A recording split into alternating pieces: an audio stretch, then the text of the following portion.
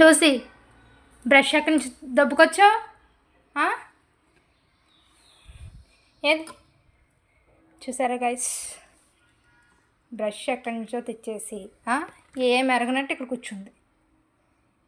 ఏంటి ఇది? ఎవరు తెమ్మన్నారు? ఇది తోముకునే బ్రష్ ఇది? ఇదేంటి ఇలాగా? ఆ పనేంటి? ఆ పనేంటి? తప్పు కదూ. బ్రష్ నీకు ఎందుకు చెప్పు? ఎందుకు? బాగానే కూర్చున్నావు, సరిపోయింది నీకు.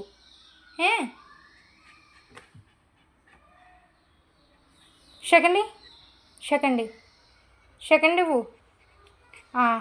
ఏదో ఇచ్చేస్తావు అంతే. మొహం చూడు ఎలా పెట్టిందో. కోపమే అదంతా.